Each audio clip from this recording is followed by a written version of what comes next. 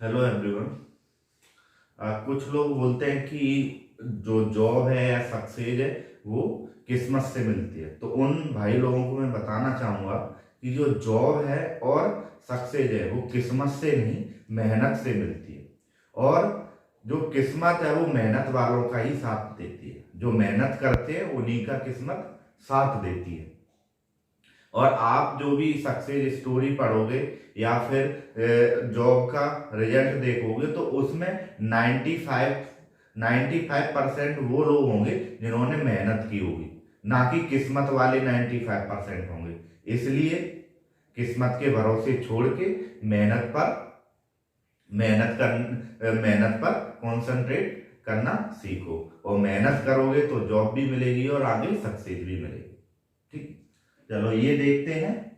ये हमने कल इलेक्ट्रिसिटी यानी इलेक्ट्रोस्टेट चैप्टर स्टार्ट किया था और कल मैंने एक क्लास आपकी करा दी थी। और उसमें हमने कुछ ओम्स लॉ है, करंट है, और जो हमारा वोल्टेज वगैरह के बारे में पढ़ लिया था। आज हम पढ़ेंगे प्रतिरोध। प्रतिरोध क्या होता है, ये किस पे डिपेंड करता है, और इसका कॉम्बिनेशन यदि दो प्रतिरोधों को जोड़ दिया जाए यानी दो रेजिस्टेंसों को जोड़ दिया जाए तो इनसे क्या होगा। यानी कि जो दो रेजिस्टेंस है उसे जोड़ेंगे तो वो ज्यादा बनेगा, कम बनेगा, वो सब हम देखेंगे। प्रतिरोधों का विद्युत धारा का ऊष्मीय प्रभाव देखेंगे। इससे क्या, विद्युत धारा का ऊष्मीय प्रभाव, इसका क्या यूज है। इससे जो हमारे हीटर चलते हैं, बल्ब जो पहले, अब तो एलईडी लाइट आ गई है, पहले जो बल्ब चलते थे जो येलो वाले, जिन्हें हम ओरिजिनल बल्ब बोलते थे, उनमें क्या होता था, हमारा विद्युत धारा का ऊष्मीय प्रभाव होता था। और विद्युत शक्ति में आपने सुना, हमेशा एक क्वेश्चन देखा होगा कि 1 HP की वैल्यू कितनी होती है। 1 HP की वैल्यू कितनी होती है, तो वो 746 वाट होती है। वो क्वेश्चन एक आता है। विद्युत धारा की रासायनिक प्रभाव, यानी विद्युत धारा के रासायनिक प्रभाव क्या क्या होते हैं वो हम देखेंगे। और फैराडे का अपघटन का नियम। विद्युत लेपन क्या होता है, विद्युत लेपन। लेपन तो हमने देखा था कि जंग से बचाने के लिए, जो लोहा है उसे जंग से बचाने के लिए हम क्या करते हैं, लेपन करते हैं। लेकिन यहाँ पे हमें पढ़ना है विद्युत लेपन। और विद्युत सेल, विद्युत सेल ऐसे आपसे पूछ लेगा जो डेनियल सेल है वो कौन सी सेल है, या फिर आपसे पूछ लेगा जो मोबाइल में यूज होती है नीफे सेल, वो कौन सी सेल है। तो ये इसी टाइप के इसमें क्वेश्चन आते हैं। चलो हम स्टार्ट करते हैं विद्युत प्रतिरोध से।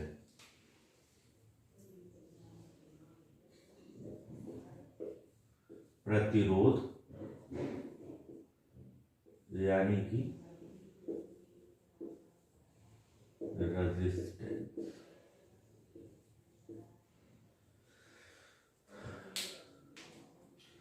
प्रतिरोध या रेजिस्टेंस क्या होता है, यह जो कंडक्टर होता है, चालक का एक गुण होता है। जैसे कि चालक के और सारे गुण होते हैं, उसी तरीके का ये भी एक गुण है। ये क्या करता है, इसका क्या प्रभाव होता है चालक पर। ये जो विद्युत धारा आती है, विद्युत धारा के मार्ग में व्यवधान उत्पन्न करता है। यानी कि जो हमारी इलेक्ट्रिकल करंट है उसके पाथ में ये रेजिस्टेंस, यानी कि उसके पाथ में ये क्या करता है, रेजिस्टेंस उत्पन्न कर देता है, रजिस्ट करता है। जो किसी किसी चालक में जो करंट फ्लो हो रहा है उसका विरोध करता है, यानी उसे रजिस्ट करता है। ये इसका एक गुण होता है प्रतिरोध। प्रतिरोध का क्या क्या प्रभाव है किसी चालक में, ये जो विद्युत धारा होती है उसके मार्ग में व्यवधान उत्पन्न करता है, उसे ही हम क्या बोलते हैं, ये प्रतिरोध है। यदि मैं मान लूं कोई चालक है, कोई चालक में आई चालक में आई करंट फ्लो हो रहा है, V वोल्टेज है, V क्या है, विभवांतर, और I क्या है, रेजिस्टेंस है। तो हम रेजिस्टेंस को कैसे लिखते हैं, R बराबर V/I। ये हम कैसे लिखते हैं, ये हम ओम के लॉ से लिखते हैं, ये हम ओम के लॉ से लिखते हैं, V बराबर IR से। ठीक है, तो R बराबर क्या होता है, V/I। इसका मात्रक क्या होता है, इसका मात्रक होता है ओम। मात्रक क्या होता है इसका, ओम।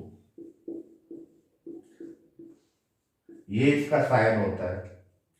और इसका विमीय सूत्र क्या हो जाएगा, विमीय सूत्र। विमीय सूत्र क्या होगा, हमें वोल्टेज यानी वोल्टेज का हमें पता है क्या होता है, वोल्टेज का क्या होता है, mL² T⁻³ T⁻³ A inverse, ये होता है। और एक ये और है A इनवर्स, तो ये क्या हो जाएगा, 2 A इनवर्स हो जाएंगे, यानी कि mL² T⁻³ A माइनस का स्क्वायर। ये हो जाएगा इसका क्या हो जाएगा, ये इसका विमीय सूत्र हो जाएगा। इसका मात्रक क्या है, ओम है। विमीय सूत्र है mL² T⁻³ और A माइनस का स्क्वायर। ये इसका क्या है, विमीय सूत्र है। किसका, रेजिस्टेंस का। अब रेजिस्टेंस डिपेंड किस किस पर करता है। यदि आप एक चालक में रेजिस्टेंस का बताना चाहें कि ये किस किस पे डिपेंड करेगा, कि आपके पास कैसा चालक होना चाहिए कि उसका रेजिस्टेंस कम हो और उसमें धारा ज्यादा प्रवाहित हो। आप कैसे बताएंगे कि आपको कौन सा कंडक्टर आपको चूज करना चाहिए जिसमें रेजिस्टेंस कम हो और जो विद्युत धारा है, करंट है, वो ज्यादा हो। तो उसके लिए इसके कुछ प्रॉपर्टी है प्रतिरोध की, रेजिस्टेंस की, उन्हें हम बताते हैं। रेजिस्टेंस चालक के लंबाई के समानुपाती होता है, यानी कि जो रेजिस्टेंस है और जो कंडक्टर की लेंथ है उसके डायरेक्टली प्रोपोर्शनल होता है। यानी कि अगर हम लंबा चालक लेंगे तो उसमें रेजिस्टेंस ज्यादा होगा, और हम छोटा चालक लेंगे तो उसमें रेजिस्टेंस कम होगा। दूसरा नियम, जो रेजिस्टेंस है वो चालक के अनुप्रस्थ काट के क्षेत्रफल का व्युत्क्रमानुपाती होता है, यानी कि R/A।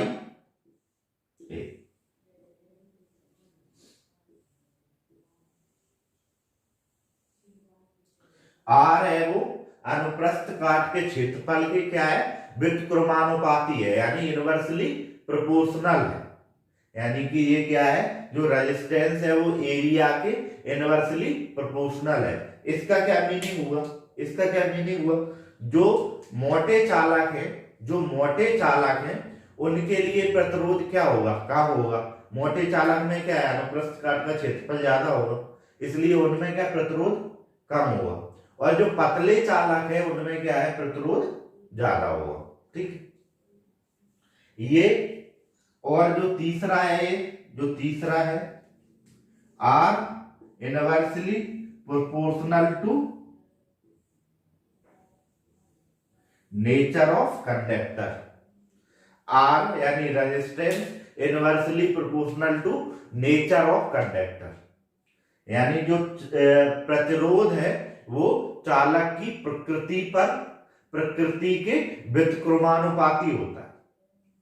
अब चालक की प्रकृति के व्युत्क्रमानुपाती होता है, इसका क्या मतलब है, इसका मतलब ये है कि जिस चालक की प्रकृति डिपेंड करती है उसकी इलेक्ट्रॉनों पर।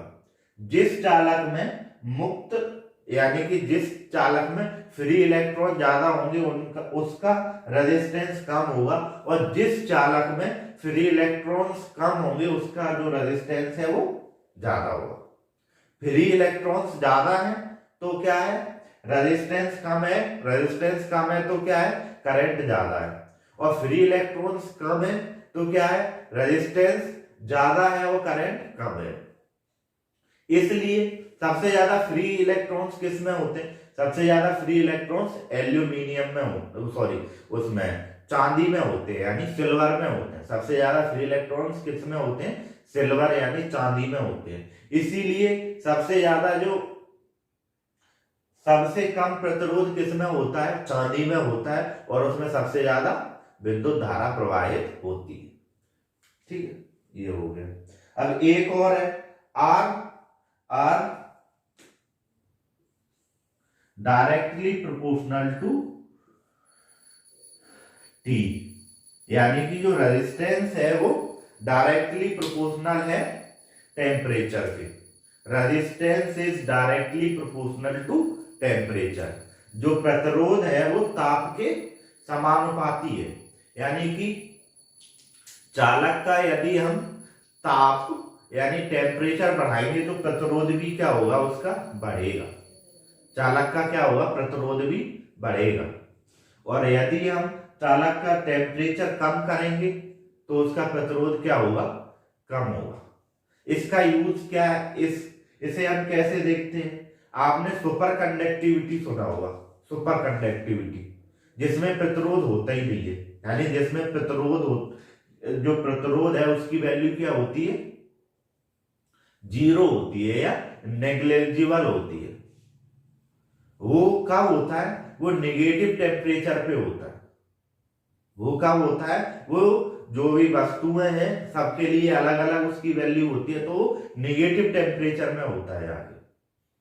और जो ऊष्मी प्रभाव है वो ऊष्मी प्रभाव किसमें होता है? वो हाई टेम्परेचर पे होता है। इसी से आप अनुमान लगा सकते हो कि जो प्रतिरोध है वो टेम्परेचर पे किस तरीके से डिपेंड कर रहा है। जितना ज्यादा टेम्परेचर उतना ज्यादा प्रतिरोध, जितना कम टेम्परेचर उतना कम प्रतिरोध। ठीक है, ये तो हो गया हमारा प्रतिरोध। ठीक, अब आती है प्रतिरोधकता। विशिष्ट प्रतिरोध।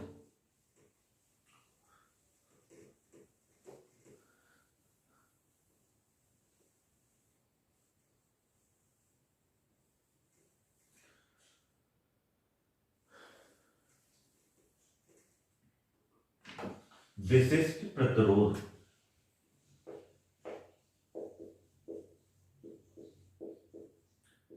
विशिष्ट प्रतिरोध। विशिष्ट प्रतिरोध क्या होता है? यानी कि special special resistance. Special resistance अभी हमने पढ़ा। जो हमारा रेजिस्टेंस है वो क्या है? जो लंबाई है यानी चालक की लंबाई के समानुपाती है, और अनुप्रस्थ काट के क्षेत्रफल के क्या है? व्युत्क्रमानुपाती है। तो वही हम लिखते हैं। कैसे लिखेंगे? R proportional to, directly proportional to L upon inversely proportional to A. ये हमें पता है। ये आर, जो आर है वो डायरेक्टली प्रोपोर्शनल है एल के और इनवर्सली प्रोपोर्शनल है ए के। लेकिन ये क्या है? ये समानुपाती का साइन है, यानी कि इसे हम हटाएंगे तो एक कांस्टेंट मिलेगा। जो आर का हम क्या लिखेंगे? रो एल अपॉन ए। जो रो है इसे ही हम क्या बोलते हैं? विशिष्ट प्रतिरोध बोलते हैं।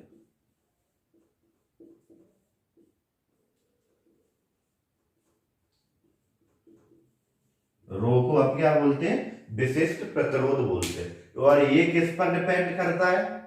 ये डिपेंड करता है जो चालक है उसके टेम्परेचर पर, और उसके ये किस पे डिपेंड करेगा? चालक के टेम्परेचर पर और चालक की प्रकृति पर। ठीक है, ये हो गया हमारा विशिष्ट प्रतिरोध। अब प्रतिरोधों का संयोजन क्या होता है? कॉम्बिनेशन ऑफ रेजिस्टेंस क्या होता है?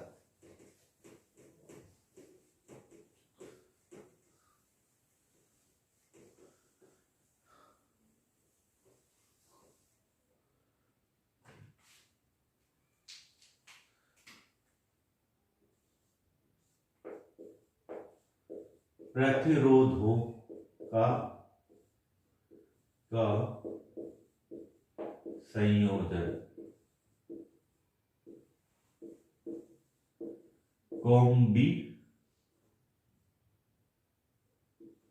कॉम्बिनेशन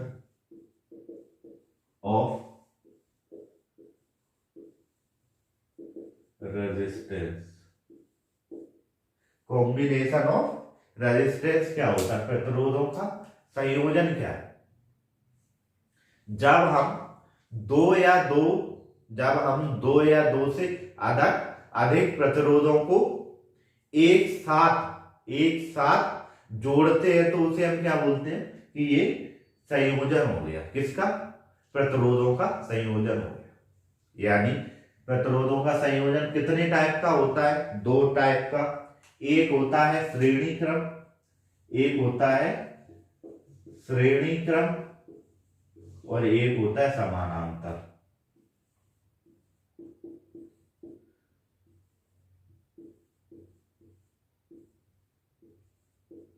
एक होता है श्रेणी क्रम का और एक होता है समानांतर क्रम।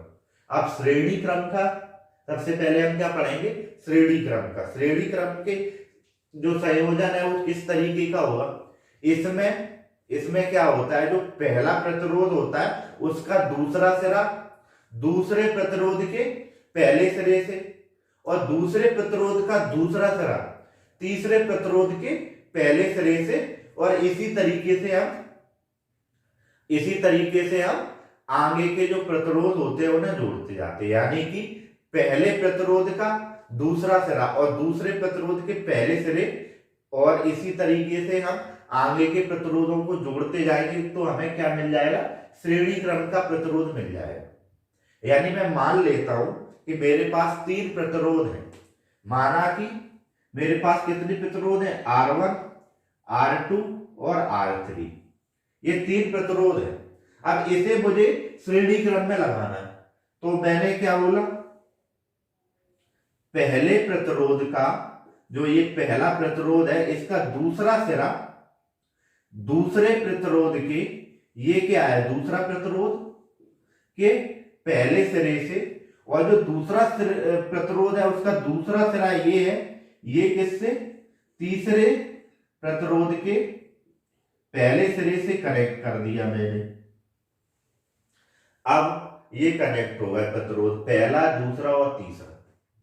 लेकिन इस परपथ अब ये कनेक्ट आपने कर दिए। जब तक इसमें आप करंट फ्लो नहीं कराओगे, जब तक इसका गुण आप देख ही नहीं पाओगे, प्रतिरोध का गुण।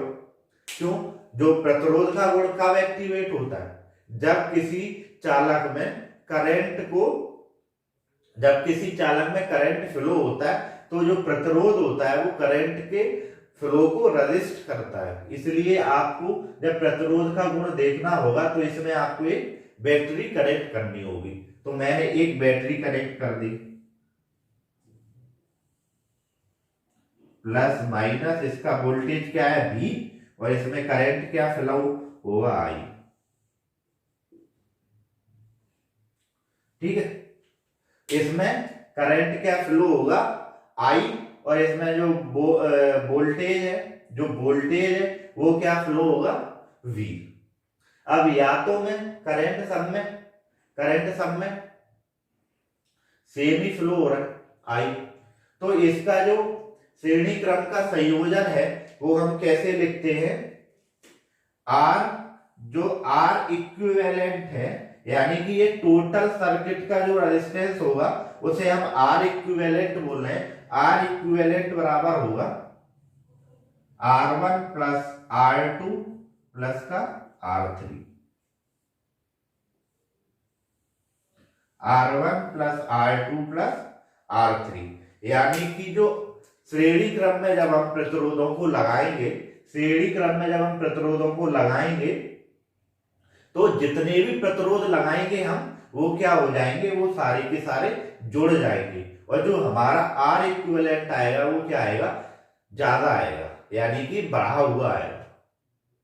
ठीक है, अब जब हमें ज्यादा प्रतिरोधों की जरूरत होती है, यानी कि हमें कोई चालक है या कोई एक परिपथ है, उसमें हमें जो करंट है उसकी वैल्यू हमें लिमिट करनी है, यानी कि हमें उसमें करंट की वैल्यू कम करनी है, तो हम क्या करेंगे कि उसमें ज्यादा से ज्यादा क्या लगा देंगे, प्रतिरोध लगा देंगे, जिससे कि करंट कम होता चला जाएगा।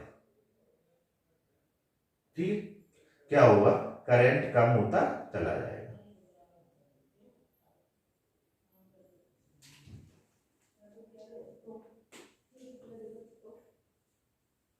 ठीक है, क्या होता चला जाएगा, जो करंट है वो कम होता चला जाएगा। यानी कि जब करंट आई है R1 से जाएगा तो ज्यादा होगा, R2 से जाएगा तो उससे कम हो जाएगा, R3 से जाएगा फिर उससे कम हो जाएगा। ठीक है, तो ये हो गया करंट का। अब इसका श्रेणी क्रम में, जो हमारे घरों में फ्यूज तार होता है, जो हमारे घरों में क्या होता है, फ्यूज तार होता है, वो श्रेणी क्रम में लगाया जाता है। जो फ्यूज तार की प्रॉपर्टी क्या होनी चाहिए, उसका जो प्रतिरोध है वो ज्यादा होना चाहिए, और जो गलनांक है वो क्या होना चाहिए, कम होना चाहिए। गलनांक कम होना चाहिए और प्रतिरोध क्या होना चाहिए, ज्यादा होना चाहिए, तभी तो वो जल्दी से जल्दी मेल्ट हो जाएगा, यानी जल्दी से जल्दी वो परिपथ को डिस्कनेक्ट कर देगा। यदि जितने जो भी हमने फ्यूज लगाया है, यदि उससे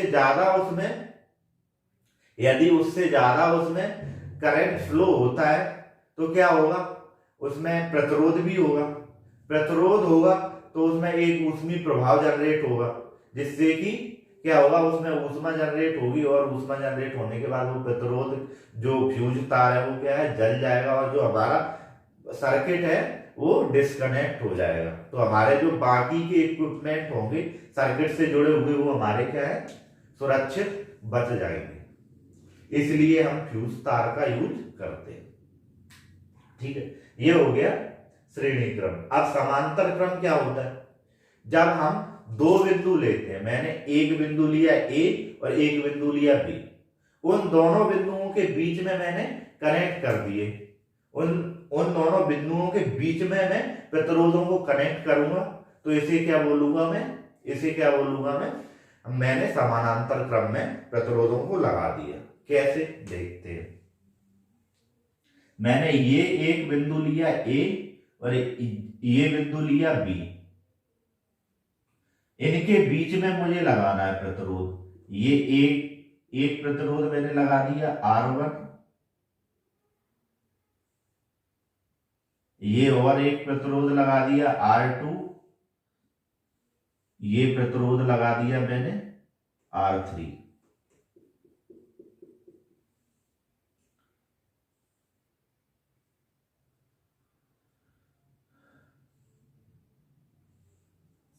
ठीक है, ये हमारा यहां पहुंच गया। ये इसमें मैंने एक बैटरी कनेक्ट कर दी, इसमें क्या है, मैंने एक बैटरी कनेक्ट कर दी। ये हमारा क्या हो गया, समानांतर क्रम हो गया। इसमें हम R इक्विवेलेंट जो निकालते हैं वो कैसे आ जाता है, R इक्विवेलेंट बराबर 1/, R1 plus 1/, R2 plus 1/, R3। ये आता है इसमें हमारा R इक्विवेलेंट। इसमें हमारा क्या आता है, R इक्विवेलेंट ये आता है। ये क्यों आता है, यदि हम इसका इन दोनों का क्या देखेंगे, इन दोनों को अगर हम निकालेंगे, ये आते कहां से हैं, तो वो चलो मैं एक बार बता देता हूं। ये यहाँ पे क्या है कि जो वोल्टेज है ना, वो वोल्टेज डिवाइड होता है, तो V इक्विवेलेंट बराबर क्या लिखा जाता है, V इक्विवेलेंट मैं यहां कर देता हूं, V इक्विवेलेंट बराबर V1 plus V2 plus V3। यानी V1 की जगह पे मैं क्या लिख दूंगा,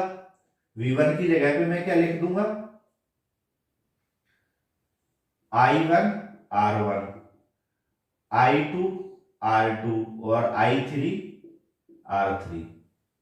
ठीक है, और यहां पे मैं लिखूंगा V,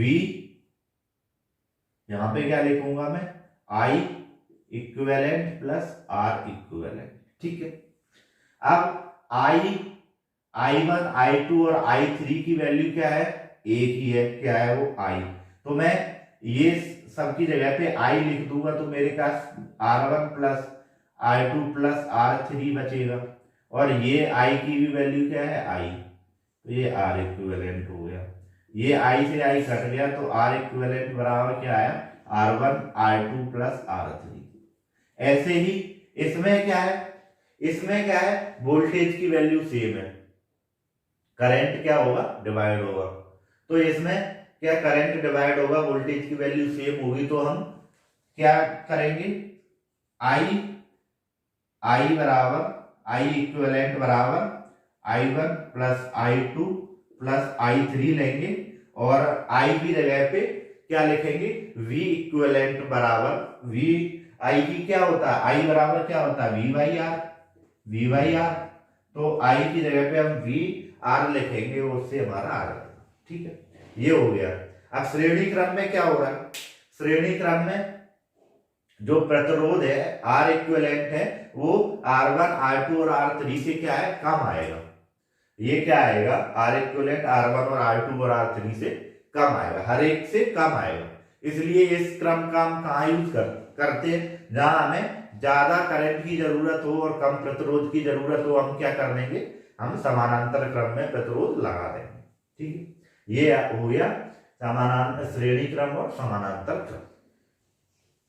अब हम देखते हैं एक और, ये तो प्रतिरोध हो गया, इसी में हम अगर कैपेसिटर की बात करेंगे, कैपेसिटेंस की बात करेंगे, तो कैपेसिटेंस क्या होता है कि जो रेजिस्टेंस है उसका जस्ट अपोजिट हो जाता है, यानी उसमें श्रेणी क्रम में क्या हो जाएगा कि R यहाँ पे क्या है, R इक्विवेलेंट बराबर R1 plus R2 plus R3 है, तो वहां पे हो जाएगा 1/C इक्विवेलेंट बराबर 1/C1 plus 1/C2 plus 1/C3, और ऐसे ही यहाँ पे क्या हो जाएगा, R1 plus R2 plus C1 plus C2 plus C3।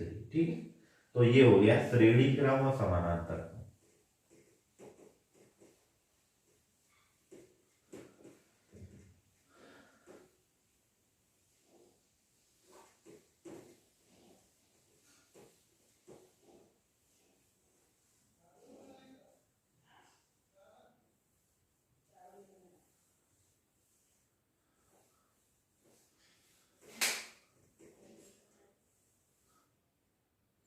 ठीक है, ये अब हमारा क्या आता है, विद्युत धारा का ऊष्मीय प्रवाह।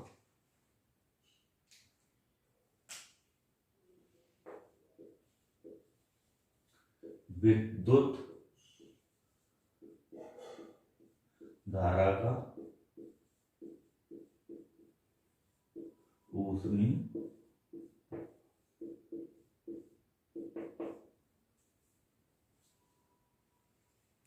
विद्युत धारा का ऊष्मीय प्रभाव क्या होता है, जब हम बल्ब, जो हमारे पुराने जमाने के बल्ब होते थे जो अभी भी गांव में चलते हैं, उसमें क्या होता है, उसमें एक फिलामेंट रहता है, फिलामेंट में एक तार रहता है, तार जब जलता है तो हमें रोशनी मिलती है। या जब हम घरों में देखते हैं, हीटर है हमारी, प्रेस है, या फिर जो हमारे जो हीटर रहते हैं, हीटर प्रेस वगैरह में क्या होता है, उसमें एक नाइक्रोम नाम की एक धातु होती है, मिश्र धातु होती है नाइक्रोम, उसका तार लगा होता है, उसका प्रतिरोध क्या होता है, बहुत ज्यादा होता है। जो नाइक्रोम होता है उसका प्रतिरोध बहुत ज्यादा होता है। जब उसमें करंट फ्लो कराया जाता है तो क्या होता है, प्रतिरोध का काम क्या है, उसका प्रतिरोध क्या है, बहुत ज्यादा, तो वो क्या करेगा, करंट को रेजिस्ट करेगा, यानी कि करंट फ्लो होने का विरोध करेगा, जिससे क्या होता है कि एक ऊष्मी, जिससे क्या होता है कि ऊष्मा उत्पन्न हो जाती है, ऊष्मा उत्पन्न हो जाती है। इसी को हम क्या कहते हैं कि ये क्या हो गया, विद्युत धारा का ऊष्मीय प्रभाव। इसे क्या बोलते हैं, विद्युत धारा का ऊष्मीय प्रभाव। क्यों, क्योंकि इसमें विद्युत धारा फ्लो कराई गई, जिसके कारण इसमें ऊष्मा उत्पन्न हुई है, जिसके कारण इसमें क्या हुई है, ऊष्मा उत्पन्न हुई है। इसीलिए इसे क्या बोला जाता है, विद्युत धारा का ऊष्मीय प्रभाव।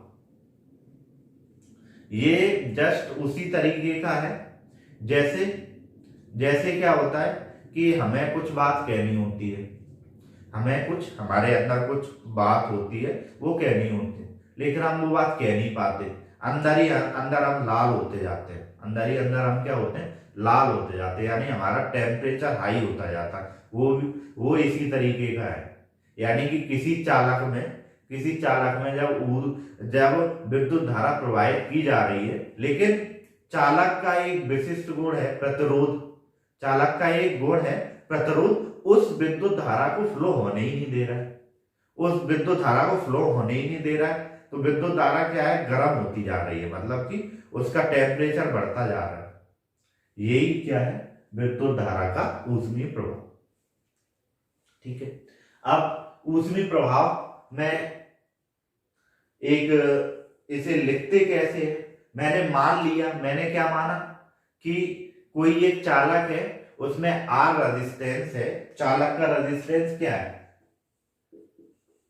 चालक का प्रतिरोध आर है और विद्युत धारा आई है, और समय के लिए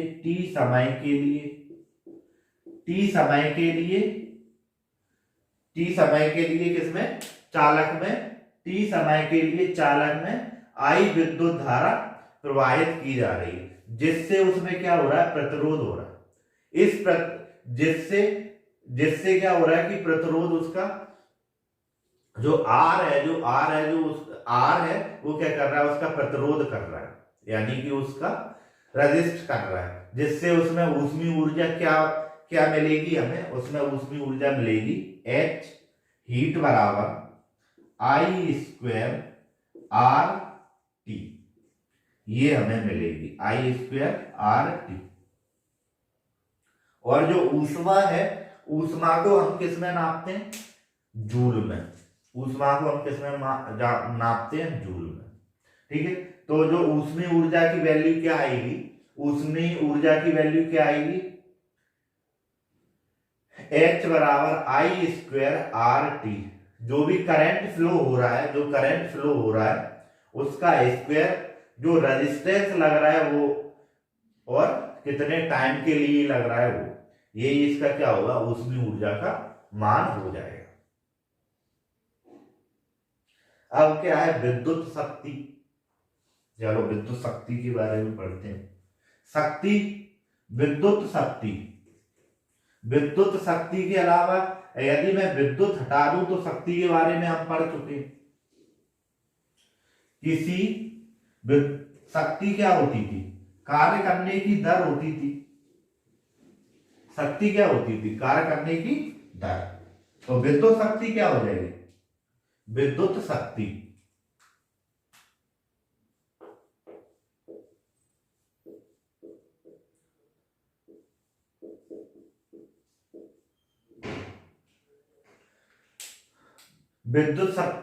शक्ति तो हमें पता है, कार्य करने की दर, लेकिन विद्युत शक्ति फिर क्या हो जाएगी, किसी चालक में विद्युत धारा द्वारा किए गए कार्य की दर को हम क्या बोलेंगे, विद्युत शक्ति। किसी चालक में विद्युत धारा द्वारा किए गए कार्य की दर को हम क्या बोलेंगे, शक्ति। इसे हम कैसे डिफाइन करते हैं, मैं मान लेता हूं कि कार्य क्या हो रहा है, तो इसमें V, इसे हम कैसे डिफाइन, विद्युत शक्ति यानी पावर को हम, पावर का साइन क्या होता है, P। इसे हम प्रदर्शित किससे करते हैं, P से। तो P बराबर W बटे T, या फिर I स्क्वायर R, या फिर क्या होगा, I की जगह V स्क्वायर बटे R। ये तीनों ही होते हैं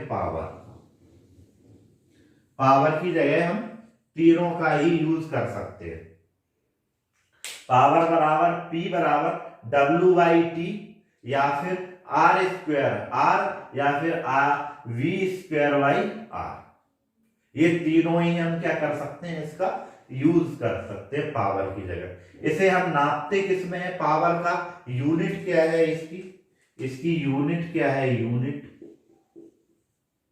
इसकी यूनिट है वॉट, इसकी यूनिट क्या है वॉट, इसकी यूनिट है वॉट। या तो हम इसे किलोवाट में नापेंगे, लेकिन जब हम किलोवाट और वाट के बीच में लेते हैं तो हम लेते हैं हॉर्स पावर। यानी आपने आपने सुना होगा जो मोटर वगैरह आपके घर में और जो खेतों में यूज की जाती है वो किस में होती है, हॉर्स पावर में होती है। आपने बोला कि आपका टिल्लू पंप कितने हॉर्स पावर का है, तो हॉर्स पावर 1 HP बराबर क्या होता है, 1 HP, 1 HP इक्वल टू कितना होता है 746 वॉट। कितना होता है 746 वॉट, यानी 746 वाट होता है। 1 HP की वैल्यू 740 वाट होती है। ये रट के रख लो, ये क्वेश्चन में आता है, ये रटना है आपको, ये क्वेश्चन में आता है। 1 HP बराबर 746 वाट, 2 HP बराबर, 2 HP बराबर कितना होगा 1492 वाट। तो ये हमें याद करके रखनी है। अब क्या आएगा, विद्युत धारा के रासायनिक प्रभाव। विद्युत धारा के रासायनिक प्रभाव क्या होंगे, विद्युत धारा के रासायनिक प्रभाव क्या होंगे, इसके 2 रासायनिक प्रभाव, 3 होंगे रासायनिक प्रभाव।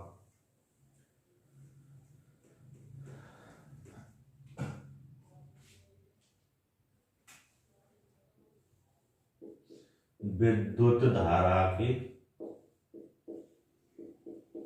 रासायनिक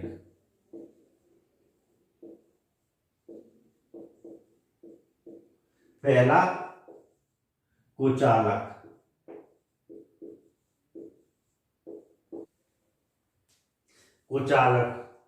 कुचालक द्रव होते हैं कुछ, इसके प्रभाव क्या क्या होंगे। एक पहला प्रभाव क्या है, रासायनिक प्रभाव, कुछ द्रव होते हैं जिन्हें हम कुचालक द्रव कहते हैं। इसमें क्या होता है, इसमें विद्युत धारा का प्रभाव नहीं होता, इसमें क्या नहीं होता, विद्युत धारा का प्रभाव नहीं होता। इन्हें एज हम क्या इंसुलेटर यूज करते हैं। ऐसे कौन कौन से द्रव होते हैं, ऐसे होते हैं वनस्पति तेल, या फिर जो हम ट्रांसफॉर्मर, हमारे जो कॉलोनियों में ट्रांसफॉर्मर लगा रहता है उसमें एक ऑयल होता है जिसे हम ट्रांसफॉर्मर ऑयल बोलते हैं, वो एज अ लुब्रिकेंट, या लुब्रिकेंट बोल रहा हूं, एज अ इंसुलेटर कार्य करता है। जो हमारी जो कॉलोनियों में ट्रांसफॉर्मर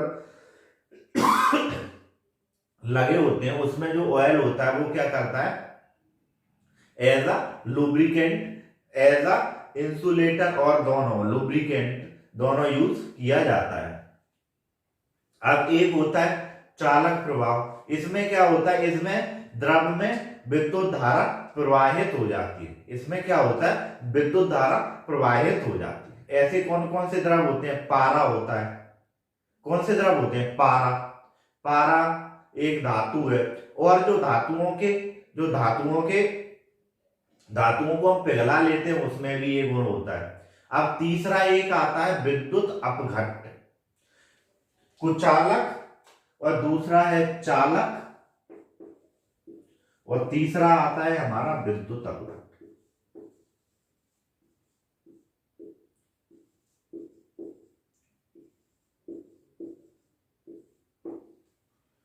विद्युत अपघट्ट ये क्या होता है, कुछ विलयन होते हैं, यानी कि कुछ द्रव ऐसे होते हैं जब उनमें विद्युत धारा प्रवाहित की जाती है तो वो अपघटित हो जाते हैं।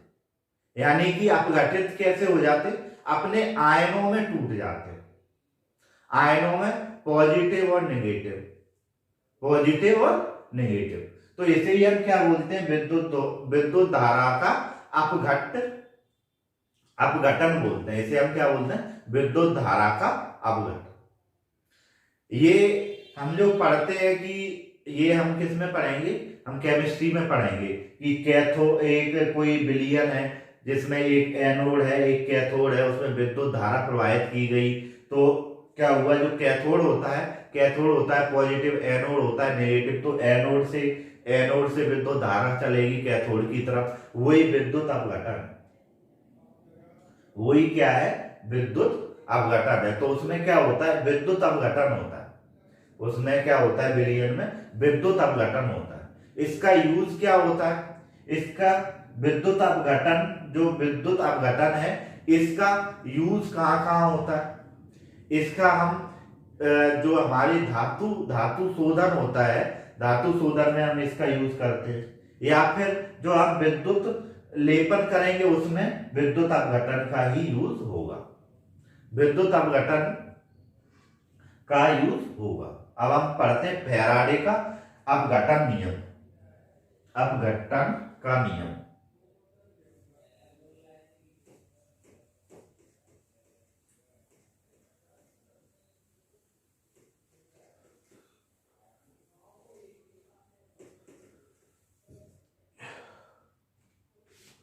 फैराडे का विद्युत अपघटन नियम।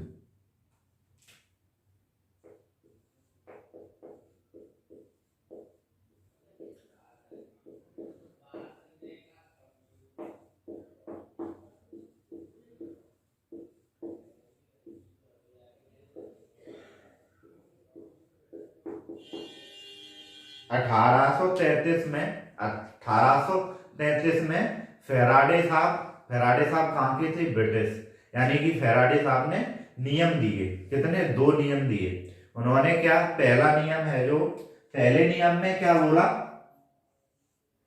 पहले नियम में क्या बोला, जो भी विलयन में हम विद्युत धारा प्रवाहित करेंगे, तो जो विद्युत धारा प्रवाहित करने पर विलयन में आवेश उत्पन्न होगा, जो आवेश उत्पन्न होगा वो जो अपघटन पदार्थ है उसके द्रव्यमान के बराबर होगा, यानी कि जो जिसका विद्युत अपघटन करना है जिस पदार्थ का, उसके द्रव्यमान के बराबर उसमें हमें विद्युत आवेशित करनी पड़ेगी, उसके बराबर हमें विद्युत आवेशित करनी पड़ेगी। तो क्या होगा इसका पहला नियम क्या है, M समानुपाती Q,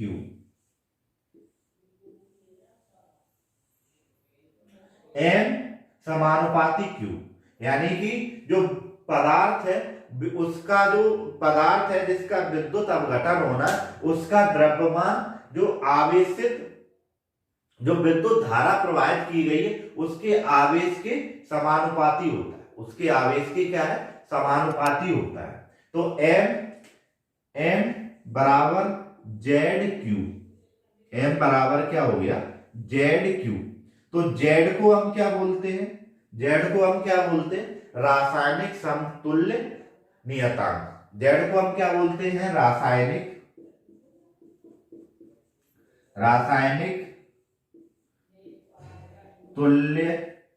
तुल्यता नियतांक।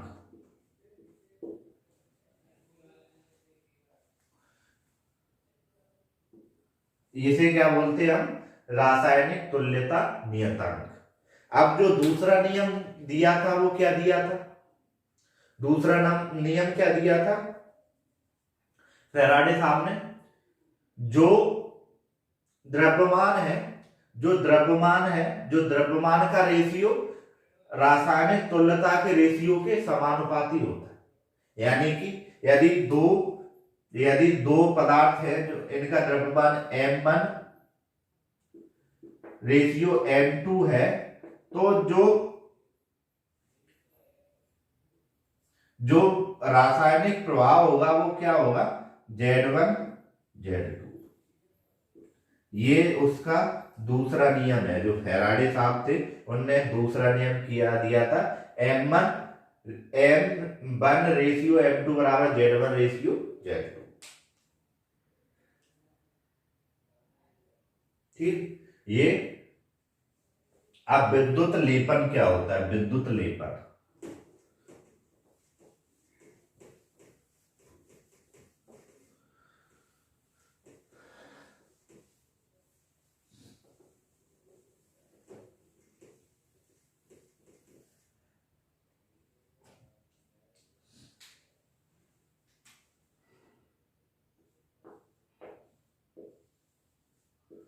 विद्युत लेपन। विद्युत लेपन क्या होता है? लेपन तो हमें पता है, लेपन क्या होता था कि लोहे को जब हम जंग से बचाने के लिए उसमें एक हम लेप लगाते थे जिंक का।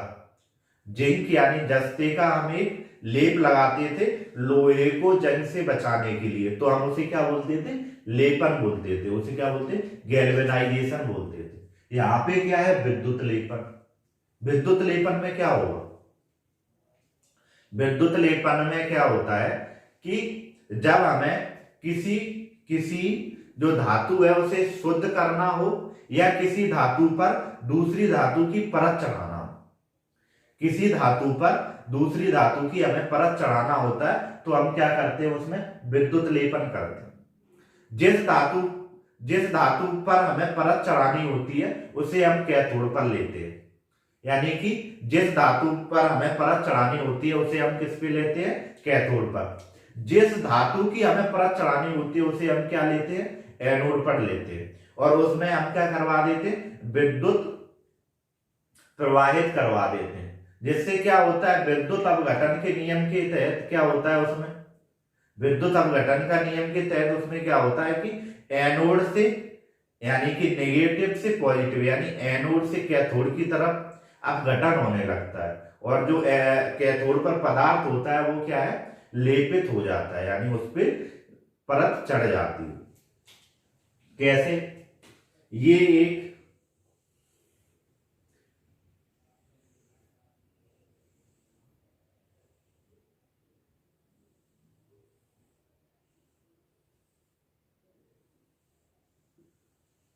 ठीक है, ये कोई एक विद्युत अपघट्य विलयन भरा हुआ है।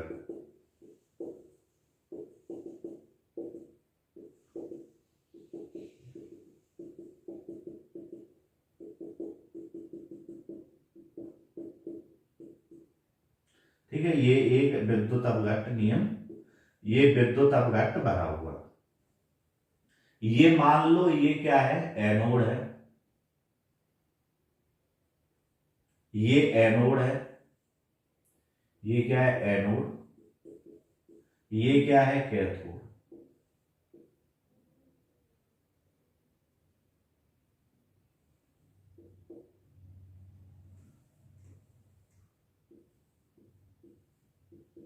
ये क्या है? कैथोड है। इस पे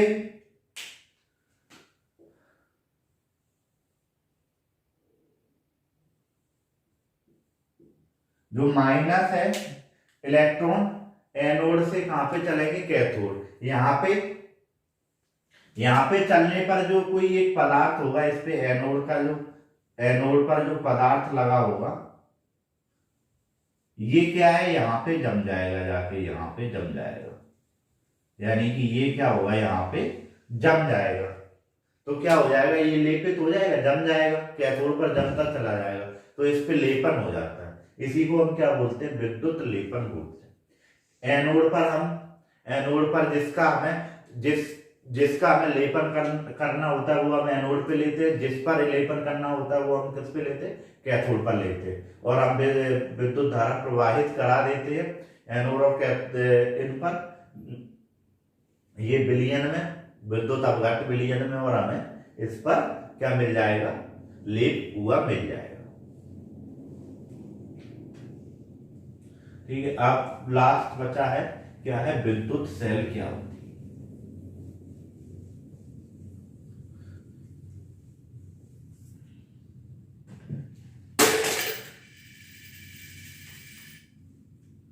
विद्युत सेल, विद्युत सेल,